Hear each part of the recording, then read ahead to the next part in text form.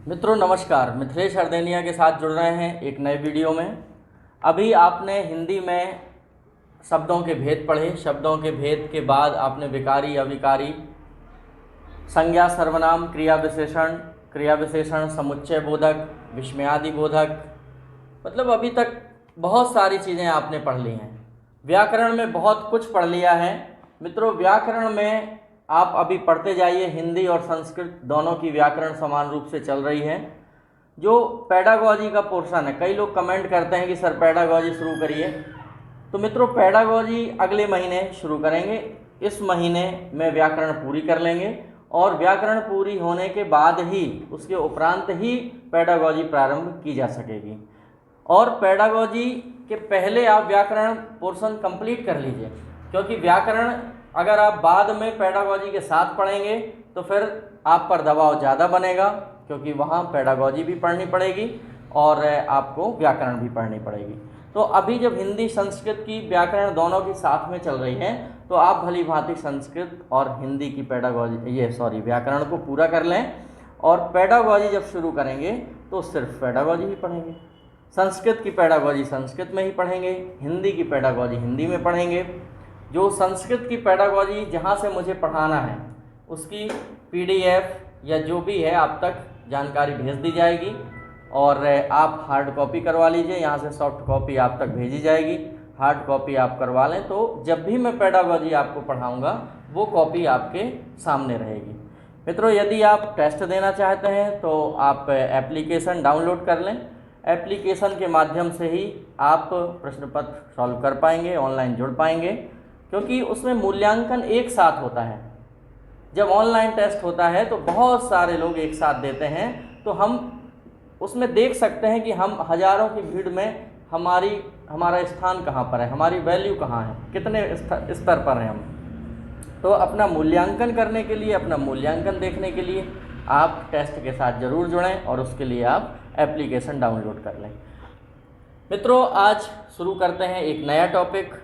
आपको पहले वीडियो में हम बता चुके हैं कि आज लिंग, वचन, काल और कारक पढ़ाएंगे।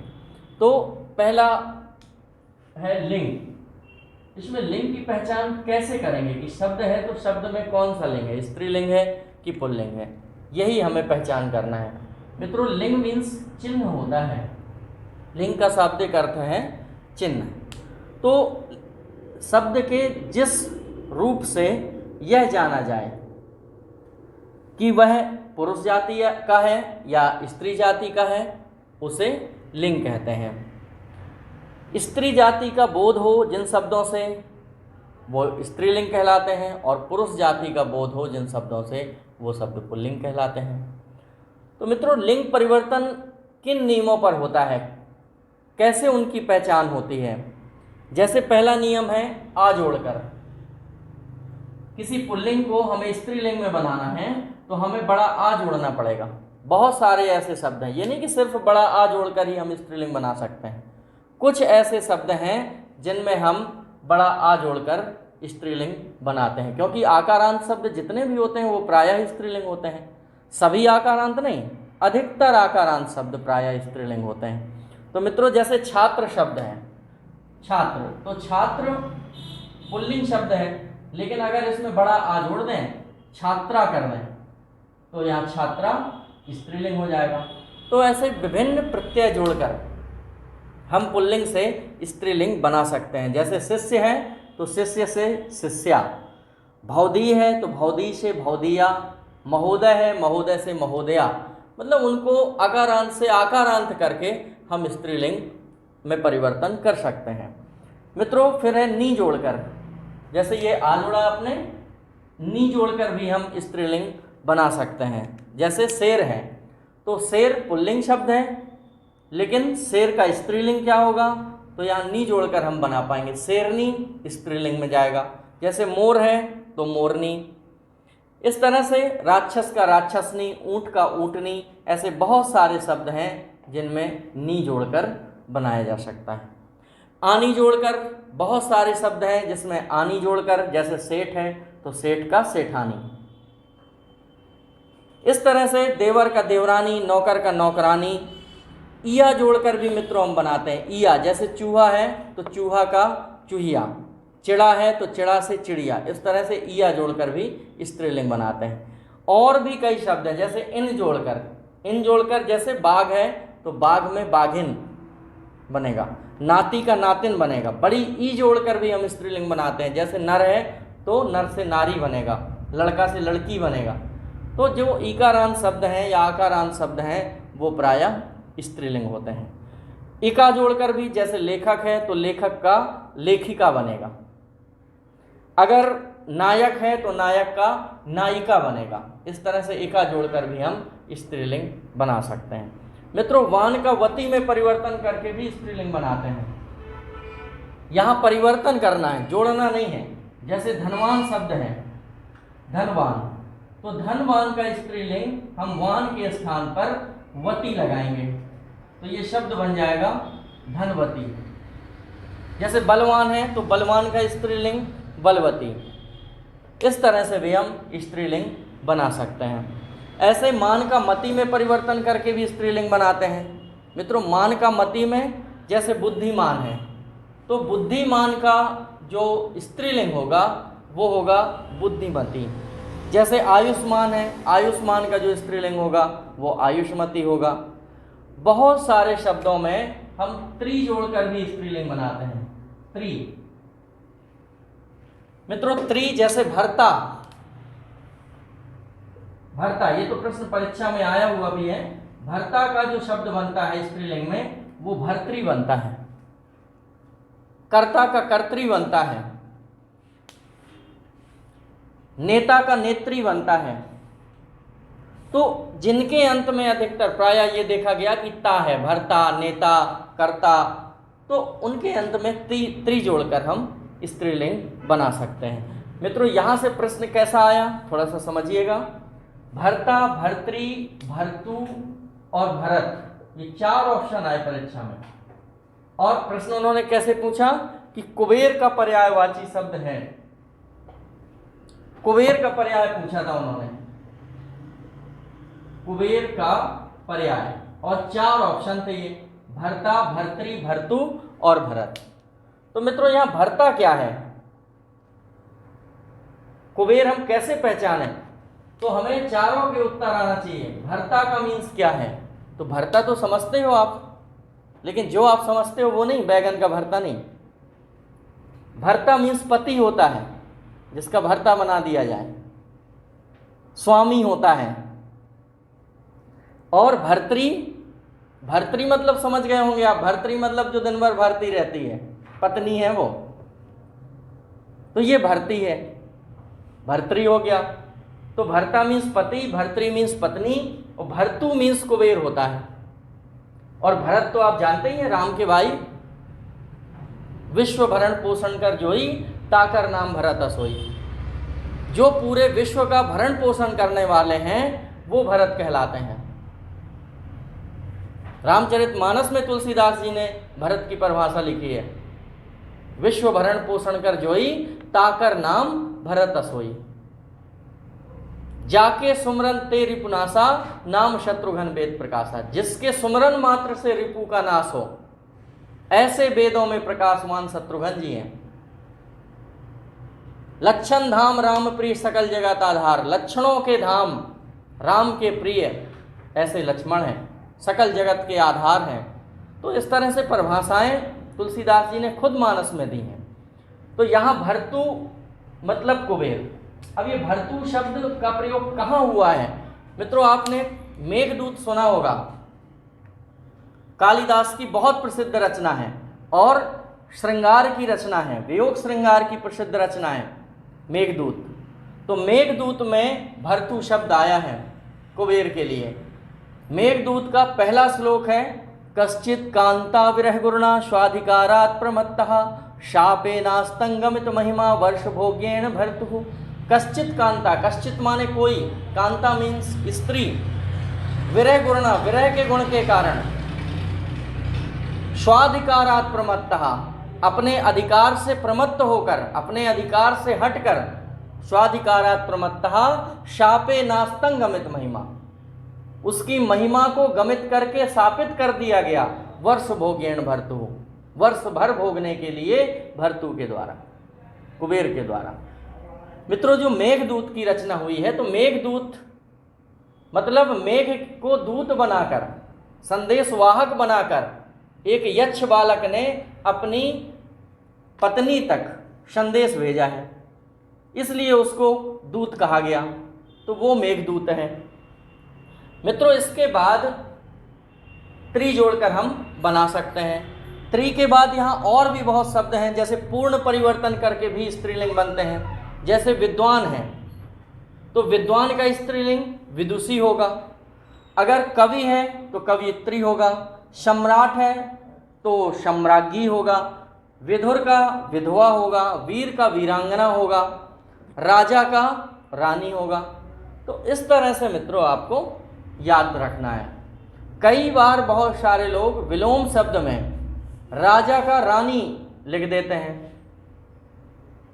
मित्रों, मैं अतिथि शिक्षक के रूप में मध्य प्रदेश में एक स्कूल में कार्य करता था, तो वहाँ एक अधिकारी चेक करने आए। संयोगवश मैं ही क्लास में था और वो आ गए, बोले क्या चल रहा है। मैंने कहा साहब मैं संस्कृत का टीचर था, तो मैंने कहा संस्कृत चल रही है। बोले बच्चे बता पाएंगे कुछ। मैंने कहा पूछ लीजिए। तो उन अधिकारी ने पूछ लिया कि राजा का विलोम शब्द बताओ।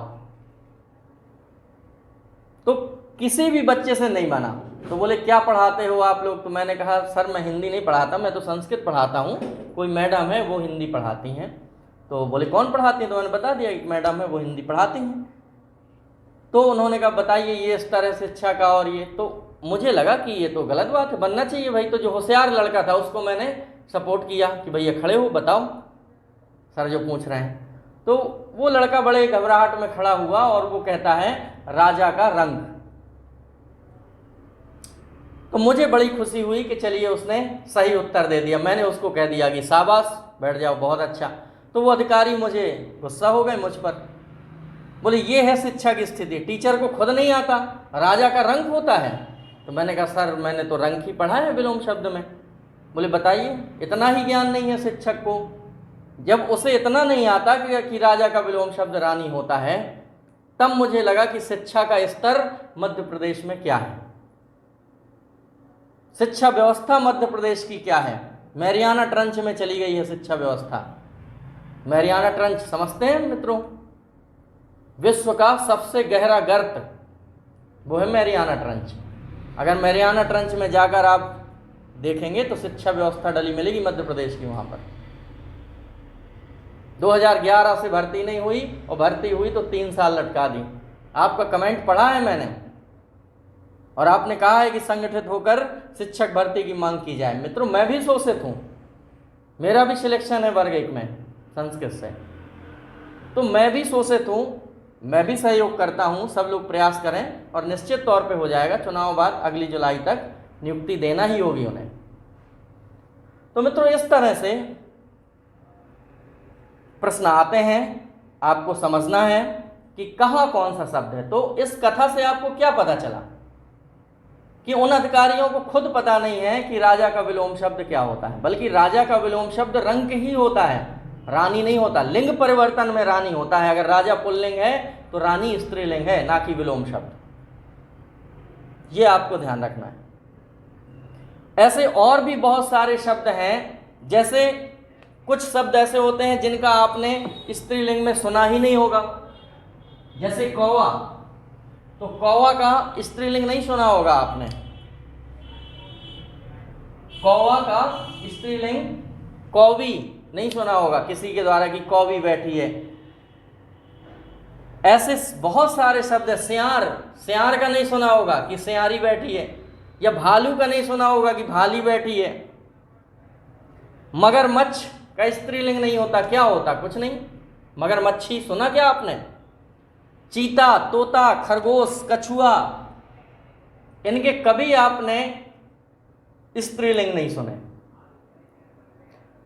तो कुछ शब्द ऐसे होते हैं जिनके हमने आज तक स्त्रीलिंग नहीं सुने, और कुछ शब्द ऐसे होते हैं जो प्रायः स्त्रीलिंग में ही होते हैं, उनका पुल्लिंग नहीं सुना। जैसे आपके घर में छिपकली होती है, तो छिपकली का पुल्लिंग सुना क्या आपने कभी छिपकला सुना है आपने? ये छिपकला है। मक्खी है, मक्खी का आपने कभी मक्खा सुना क्या? नहीं सुना होगा। तितली का कभी तितला सुना क्या? नहीं सुना होगा। तो मित्रों, जो ऐसे शब्द होते हैं जो प्रायः स्त्रीलिंग में होते हैं, या जो ऐसे शब्द होते हैं जो प्रायः पुल्लिंग में होते हैं, उन शब्दों में हम नर मादा लगाकर स्त्रीलिंग और पुल्लिंग बनाते हैं। जैसे कौवा शब्द है, तो कौवा प्रायः पुल्लिंग शब्द है, और जब प्रायः पुल्लिंग शब्द है ये, तो इसका स्त्रीलिंग क्या होगा? इसका स्त्रीलिंग जो भी होगा वो मादा लगाकर बनाया जाएगा, मादा कौवा, इस तरह से। कभी आपने छिपकली का छिपकला सुना ही नहीं होगा, क्योंकि छिपकली प्रायः स्त्रीलिंग शब्द है। तो जो प्रायः स्त्रीलिंग शब्द है, जैसे तितली है, तितली का कभी आपने तितला नहीं सुना होगा, मक्खी का कभी आपने मक्खा नहीं सुना होगा। इनके स्त्रीलिंग शब्द अलग से नहीं होते हैं, वही शब्द है। बस अंतर सिर्फ इतना है कि अगर तितली है और तितली का परीक्षा में पुल्लिंग आ जाए, और ऑप्शन में आपको तितला जरूर मिलेगा, लेकिन तितला गलत हो जाएगा। तो यहां आपको, यहां मादा लगाया तो यहां नर लगा देंगे, नर तितली। नर तितली, जो ऐसे शब्द हैं जो प्रायः स्त्रीलिंग हैं, उनका पुल्लिंग बनाने के लिए हम नर लगाते हैं, और जो ऐसे शब्द हैं जो प्रायः पुल्लिंग हैं, उनका स्त्रीलिंग बनाने के लिए हम मादा शब्द लगाते हैं। जैसे भालू है, तो भालू का स्त्रीलिंग थोड़ी सुना होगा आपने अलग से, लेकिन भालू का अगर परीक्षा में आए कि भालू का स्त्रीलिंग क्या है, तो ऑप्शन में भाली जरूर मिलेगा, और बहुत सारे लोग लगाएंगे भालू का भाली, लेकिन भालू का भाली नहीं होगा। मित्रों, भालू का स्त्रीलिंग होगा मादा भालू। ऐसे बहुत सारे शब्द हैं, कौवा है, सियार है, भालू है, मगरमच्छ है, चीता है, तोता है, खरगोश है, कछुआ है। ऐसे बहुत सारे हैं जो प्रायः पुल्लिंग शब्द हैं, और इनका स्त्रीलिंग बनाने के लिए हम मादा शब्द पहले लगाते हैं। और ऐसे बहुत सारे, ऐसे तितली है, मछली है, कोयल है, गिलहरी है, मकड़ी है, छिपकली है, ये प्रायः स्त्रीलिंग शब्द हैं। इनका स्त्रीलिंग बनाने के लिए हम उसके पहले नर लगाते हैं, पुल्लिंग बनाने के लिए, सॉरी, प्रायः स्त्रीलिंग है, जब पुल्लिंग बनाएंगे तो नर लगा के बनाएंगे।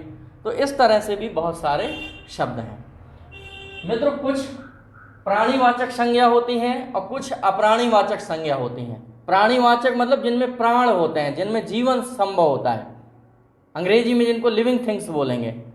और नॉन लिविंग थिंग्स जिनमें प्राण नहीं होता, जिनमें जीवन संभव नहीं होता है, निर्जीव वस्तुएं, वो नॉन लिविंग थिंग्स कहलाएंगी, और जिनमें जीवन है वो लिविंग थिंग्स कहलाएंगी।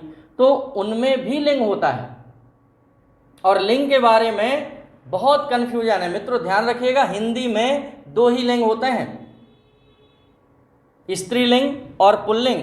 अगर वहीं संस्कृत की बात आ जाए तो तीन लिंग होते हैं, स्त्रीलिंग, पुल्लिंग और नपुंसक लिंग।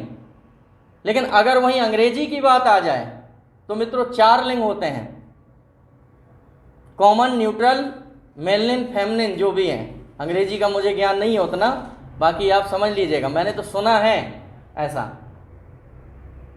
कि कॉमन जेंडर होता है, न्यूट्रल जेंडर होता है, और मेलिनिन होता है, और फेमिनिन होता है। तो इंग्लिश में जेंडर 4 होते हैं, लिंग, और संस्कृत में लिंग 3 होते हैं, और हिंदी में लिंग 2 होते हैं। इसके बाद अप्राणीवाचक नित्य पुल्लिंग शब्द हैं, जो क्योंकि निर्जीव में भी लिंग होता है। जैसे कुर्सी है, कुर्सी निर्जीव है, लेकिन उसमें लिंग का निर्धारण तो है ही। अब कुर्सी पुल्लिंग है कि स्त्रीलिंग है? तो मित्रों, कुर्सी रखी होती है, डस्टर होता है, पुल्लिंग है, मार्कर होता है, बोर्ड होता है, लाइट होती है। तो हम ये कैसे समझ लेते हैं? तो बहुत अच्छा सूत्र है कि उसका वाक्य बना लें आप, वाक्य में प्रयोग करके देख लें, होता है कि होती है। जैसे महाभारत होता है कि होती है? महाभारत होती है। कान होता है कि होती है? कान, सॉरी, नाक नहीं, कान। तो कान होता है, नाक होती है, आंख होती है, मुंह होता है, दांत होता है, तो आप ऐसे प्रयोग करके निर्जीव वस्तुओं का समझ सकते हैं। होता है, होती है, ये एक गुरु मंत्र है, इसको जरूर आप रख लीजिए और ऐसे आप लिंग का निर्धारण कर सकते हैं। बाकी कुछ पहचान है, जैसे अनाजों के नाम हैं, तो अनाजों के नाम प्रायः गेहूं है, जौ है, चना है, ये प्रायः पुल्लिंग होते हैं। चना होता है, गेहूं होता है, ज्वार होता है, लेकिन प्रायः अधिकतर मित्रों लिंग का कोई भी रूल्स 100% ऑथेंटिक नहीं है। 70-80% लेके चले। वैसे भी भाषा कभी नियमों पर नहीं चलती, विज्ञान कभी नियमों से नहीं हटती और भाषा कभी नियमों पर नहीं चलती। तो अगर हमने बताया कि अनाजों के नाम प्रायः पुल्लिंग होते हैं तो अधिकतर होते हैं, लेकिन अगर वहीं बात करें आप अरहर की, तो अरहर होती है, मूंग होती है, बहुत सारे शब्द, ज्वार होती है, जुंडी होती है। तो वहीं अनाज कुछ ऐसे हैं जो स्त्रीलिंग में भी हैं। कुछ धातुओं के नाम हैं, जैसे सोना है, लोहा है, पीतल है, तांबा है, प्रायः पुल्लिंग शब्द हैं, लेकिन वहीं अगर चांदी है तो चांदी स्त्रीलिंग है। तो कुछ अपवाद स्वरूप हैं, या हम 70 से 80% लेकर उनको चलेंगे कि अनाजों के नाम प्रायः पुल्लिंग होते हैं, धातुओं के नाम प्रायः पुल्लिंग होते हैं, महीनों के नाम चैत्र, बैसाख, ज्येष्ठ, आषाढ़ प्रायः पुल्लिंग होते हैं, दिनों के नाम सोम, मंगल, बुध प्रायः पुल्लिंग होते हैं, द्रव्यों के नाम जैसे दूध है, पानी है, घी है, तेल है, ये सब पुल्लिंग होते हैं। लेकिन मिट्टी है, जैसे पदार्थ है, तो मिट्टी पदार्थ में आती है तो होती है, क्योंकि मिट्टी ईकारांत शब्द है और ईकारांत शब्द प्रायः स्त्रीलिंग होते हैं। जो नगरों के नाम हैं, यहाँ मित्रों ईकारांत और आकारांत की अगर बात है, तो मैंने अभी कहा कि ईकारांत शब्द प्रायः स्त्रीलिंग होते हैं, तो ध्यान रखिएगा प्रायः शब्द मतलब अधिकतर स्त्रीलिंग होते हैं। 100% मैंने नहीं कहा, क्योंकि घी है, घी भी ईकारांत है, लेकिन घी तो होता है, दही होता है, पानी होता है, तो ईकारांत है लेकिन पुल्लिंग है। तो यहाँ आपको ये नहीं समझ बैठना है कि ईकारांत शब्द प्रायः स्त्रीलिंग ही होते हैं। लिंग में ऐसा नहीं होता, लिंग में कोई ऐसा रूल्स नहीं चलता है। मित्रों आगे देखें हम नगरों के नाम। नगरों के नाम प्रायः पुल्लिंग होते हैं। देशों के नाम जैसे भारत है, चीन है, जापान है, प्रायः पुल्लिंग होते हैं। पर्वतों के नाम हिमालय, अरावली, सतपुड़ा प्रायः पुल्लिंग होते हैं। ग्रह नक्षत्रों के नाम प्रायः पुल्लिंग होते हैं, लेकिन पृथ्वी ईकारांत है, स्त्रीलिंग है। रत्नों के नाम पुखराज, हीरा, माणिक्य, पन्ना, मोती प्रायः पुल्लिंग होते हैं। समूहों के नाम झुंड, दल, परिवार, मंडल प्रायः पुल्लिंग होते हैं, लेकिन मंडली आ जाए तो मंडली स्त्रीलिंग है, क्योंकि मंडली होती है, मंडल होता है और मंडली होती है। मित्रों आ, आओ, पा, पन, आ, आओ, पा, पन और त्वा से समाप्त होने वाले शब्द प्रायः पुल्लिंग होते हैं। जैसे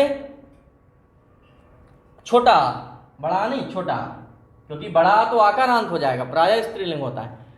छोटा आ जिन शब्दों के अंत में हो, पंख है, शंख है, पुत्र है, चित्र है, तो इनके अंत में छोटा आ है, ऐसे शब्द प्रायः पुल्लिंग होते हैं। जैसे आओ है, आओ जैसे झुकाओ, तो आओ है अंत में, बहाओ आओ है अंत में, पा, आपा, पापा, बुढ़ापा, ऐसे बहुत सारे शब्द हैं।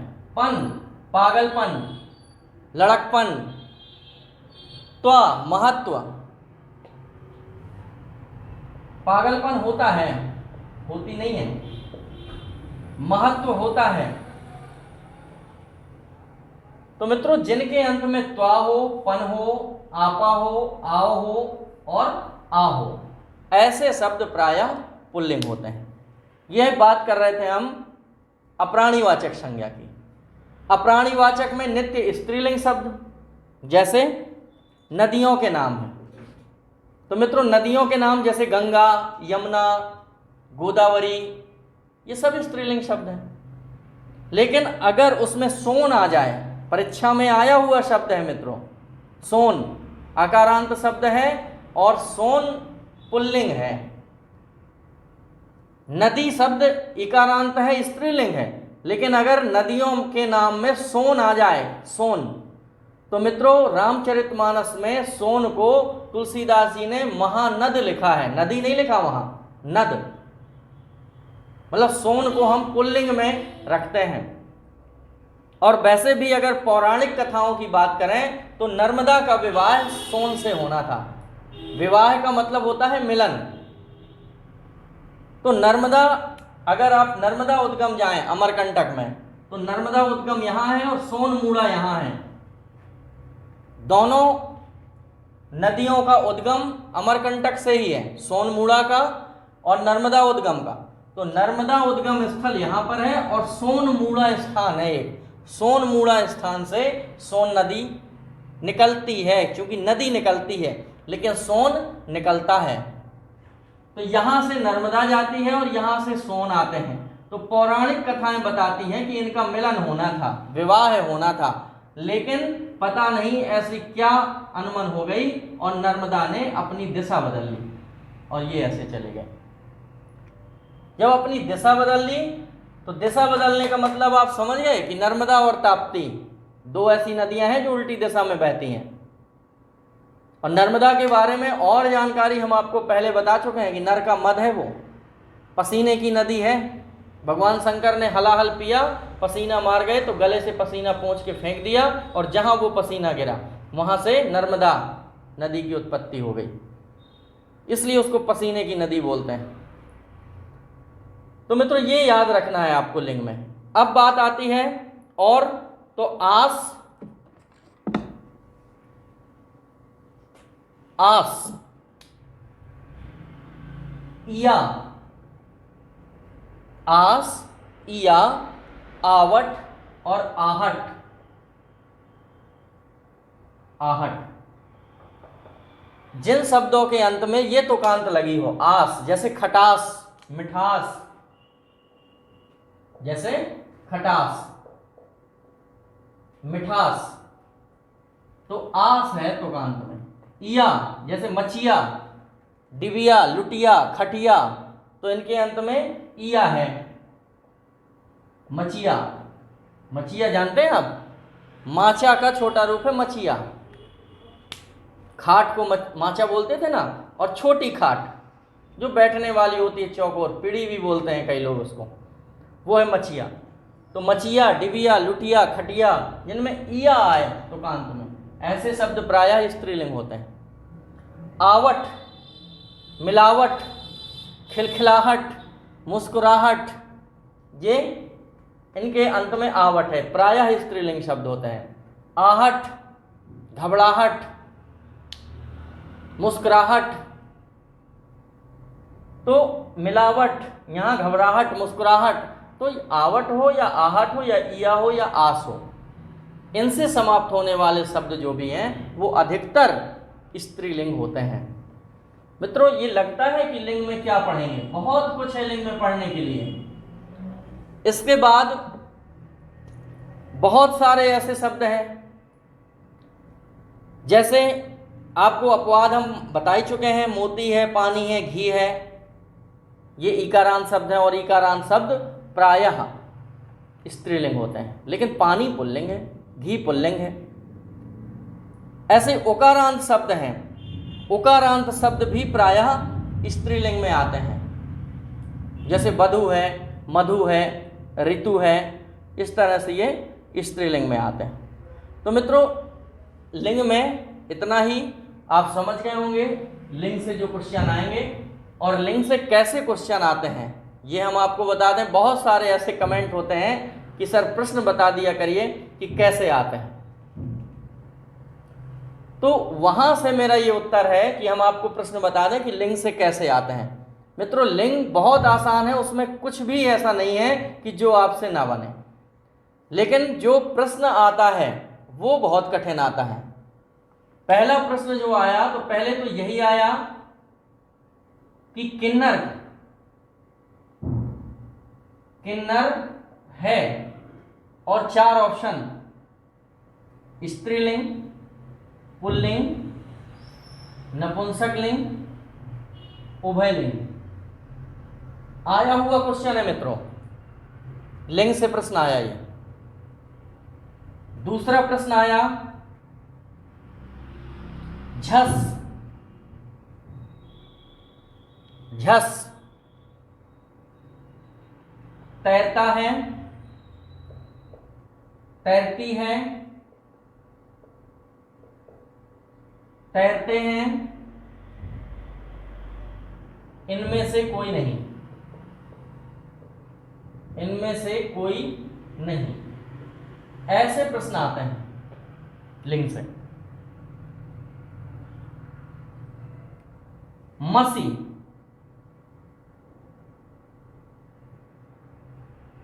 मसी है,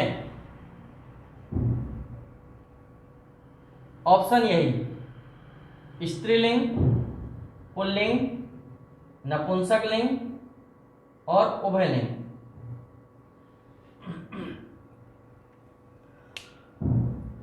मित्रों, आपके सामने ये तीनों प्रश्न हैं और आपके अंतर मन में भी यही चल रहा होगा, इनके उत्तर की तलाश में आप होंगे और हो सकता है कि आप सही ना पहुंच पाएं, क्योंकि पहला है शब्द है किन्नर। किन्नर एक ऐसा शब्द है कि हम निश्चित नहीं कर पाते हैं कि यह है क्या, आखिर स्त्रीलिंग में है कि पुल्लिंग में है कि दोनों लिंग है। उभय भी है, क्योंकि उभय मीन्स होता है दोनों, स्त्रीलिंग और पुल्लिंग, वो जिसमें दोनों हो वो उभयलिंग कहलाता है। और नपुंसक लिंग जिसमें कोई लिंग ना हो वो नपुंसक लिंग कहलाता है। तो मित्रों आप बताएं कि किन्नर है क्या। हो सकता है कुछ लोग सही सोच रहे हों, बहुत सारे लोग कह रहे हैं कि पुल्लिंग है, बहुत सारे लोग कह रहे हैं पुल्लिंग है। ऐसा है क्या? बहुत सारे लोग कह रहे हैं स्त्रीलिंग है, लेकिन स्त्रीलिंग हो सकता है क्या किन्नर? बहुत सारे लोग नपुंसक लिंग के साथ हैं, सबसे ज्यादा संख्या नपुंसक लिंग के साथ है। और कुछ लोगों का विचार है कि नहीं नहीं, उनमें दोनों लिंग होते हैं, उभय लिंग है। मित्रों कुछ लोग हैं जिनका उत्तर सही निकले, बाकी अधिकतर लोगों के उत्तर यहां से गलत आएंगे। ध्यान रखिएगा कि किन्नर को हिंदी में पुल्लिंग में रखा गया है। पहली बात, हिंदी में दो ही लिंग होते हैं, और जब हिंदी में दो ही लिंग होते हैं तो नपुंसक लिंग और उभय लिंग। आप कौन बनेगा करोड़पति देखते हैं ना, 50-50 हेल्पलाइन लाइफ लाइन होती है, तो 50-50 में ये दो ऑप्शन खत्म हो गए। अब स्त्रीलिंग और पुल्लिंग, तो स्त्रीलिंग किन्नर आती है या किन्नर खड़ी है ऐसा नहीं कहते हैं।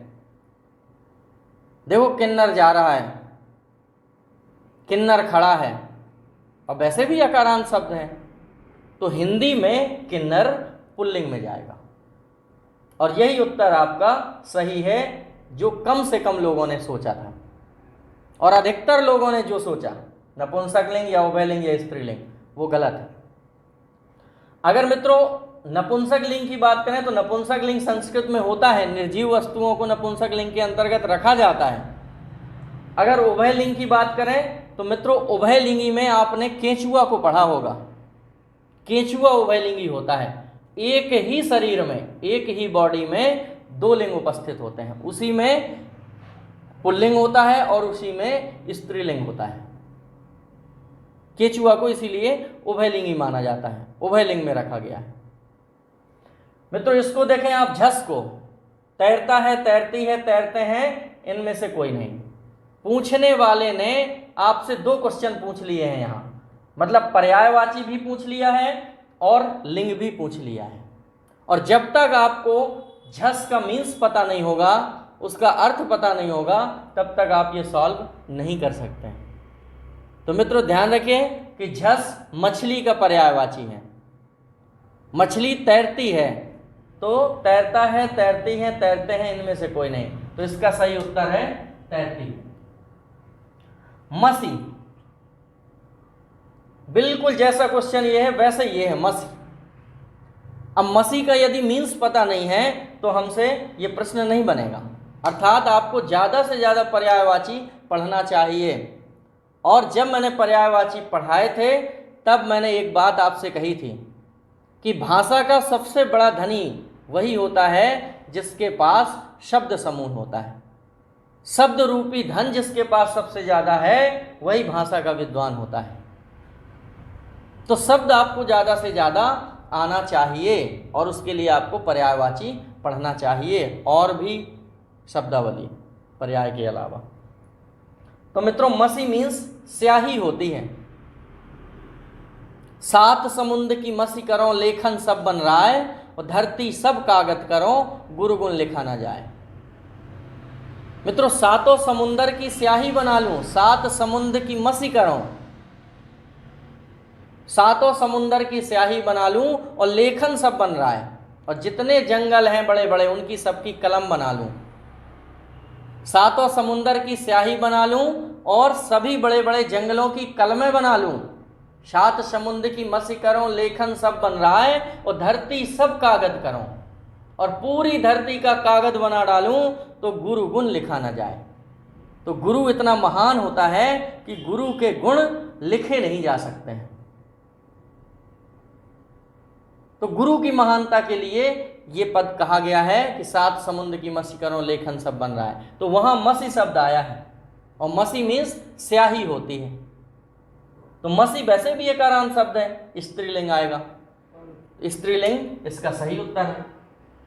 तो मित्रों, लिंग में इस तरह से प्रश्न आते हैं और ये आप जरूर अध्ययन करिएगा। लिंग से और जो भी किताबें आपके पास हैं वहाँ लिंग वाला टॉपिक आप पढ़िएगा। बाकी मिलते हैं अगले वीडियो में, तब तक के लिए नमस्कार।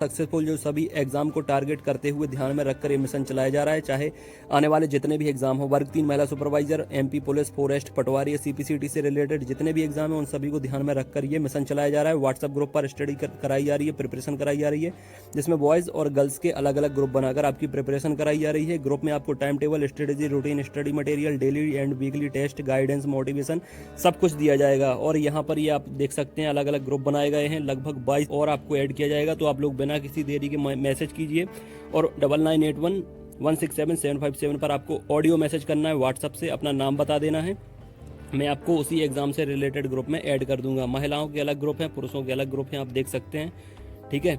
और इसके साथ साथ strategy, routine, syllabus, complete plan आपकी स्टडी के लिए, ताकि आप लोग बेस्ट रैंक हासिल कर सको यहाँ पर, ठीक है। आपकी तैयारी के साथ ही आपको पता लग जाता है कि आप अब अच्छी मेरिट हासिल करने वाले हो, क्योंकि यहाँ पर आपको टाइम टेबल दिया जाता है। हर एग्जाम का अलग टाइम टेबल होता है जो 7 दिन में बदलता रहता है। जुड़ने से आपको फायदा क्या मिलेगा? Time table, strategy, routine, study material, daily weekly test, guidance, motivation सब आपको मिलता रहेगा। जुड़ने के लिए आपको 99811677 और 757 ये व्हाट्सअप नंबर है, इस पर आपको ऑडियो से नाम बता देना है अपना, और किस एग्जाम के लिए आपको जुड़ना है वो भी मुझे बता देंगे तो मैं आपको जोड़ लूंगा। सभी एग्जाम की प्रिपरेशन कराई जाती है, सभी एग्जाम की ऑनलाइन ऑफलाइन टेस्ट सीरीज मिलती है, नोट्स मिलते हैं तो आप ले सकते हैं। ये सारा कुछ आप देख सकते हैं। कम से कम 1000 से ज़्यादा स्टूडेंट वर्ग 3 की प्रिपरेशन लगातार कर रहे हैं, जिनने नोट्स मंगाए हैं। 5000 से ज़्यादा स्टूडेंट मेल और फीमेल ग्रुप में जुड़े हैं। खासकर एमपीटीईटी के लिए टाइम टेबल दिया गया है उन्हें, और एमपीटीईटी के लिए जो स्पेशल नोट्स बनाए गए हैं, पीईबी जो सिलेबस है उसके हिसाब से उसको लेकर पढ़ना आप जरूर शुरू करें, क्योंकि उससे पीईबी सिलेबस पूरा कंप्लीट कवर किया गया है। मार्केट में ऐसी कोई बुक नहीं है जो सिलेबस को कवर करे और इतना बेहतरीन स्टडी मटेरियल आपको दिया जाए, जिसमें शानदार पेडागोजी भी दी गई है जो 15 नंबर की आने वाली है, और बाकी आपका जो 15 नंबर का अलग पार्ट है वो भी इसमें अच्छे से कवर आपका हो जाएगा। नोट्स लेने के लिए आप इंदौर में आ सकते हैं, हैंड टू हैंड भी ले सकते हैं, छतरपुर में भी ले सकते हैं। हैंड टू हैंड आपको कम कीमत में वो तुरंत मिल जाएंगे, बाकी आप अपने घर पे भी मंगा सकते हैं स्पीड पोस्ट से। उसके लिए भी मुझे 9981167757 पर मैसेज कर दें। छतरपुर का जो ऑफिस है वो छत्रसाल बुंदेलखंड यूनिवर्सिटी के सामने है। इस तरह के जो नोट्स बनाए गए हैं सारा कुछ स्पेशल फैकल्टी के द्वारा, कोशिश यही की जाएगी कि आपके 125 प्लस अंक आए, चाहे आप किसी भी कैटेगरी से बिलोंग करते हो। 125 प्लस अंक अगर आपके आ गए तो सिलेक्शन आपका वर्ग 3 में होने से कोई रोक नहीं सकता। ठीक है फ्रेंड, अब इसके साथ साथ ऑनलाइन टेस्ट सीरीज जिसकी प्रिपरेशन उन्हें लगता है कि हो गई है वो ऑनलाइन टेस्ट सीरीज भी लगा सकते हैं। ऑनलाइन टेस्ट सीरीज भी मैं आपको प्रोवाइड कर दूंगा। 30 ऑनलाइन टेस्ट मिल जाएंगे, 20 आपको PDF मिल जाएंगी। ये ऑफिस है हमारे छतरपुर का। यहाँ पर ये आपका चैनल है। प्यार देने के लिए, सपोर्ट देने के लिए बहुत बहुत शुक्रिया आपका। चैनल को सब्सक्राइब कर सकते हैं, जुड़ सकते हैं जितने भी नए मेंबर हैं, और पुराने मेंबर को परिवार का हिस्सा बनने के लिए शुक्रिया फ्रेंड्स। अपनी सेहत का ख्याल रखें, कोरोना से बच कर रहें। God bless you, all the best and take care.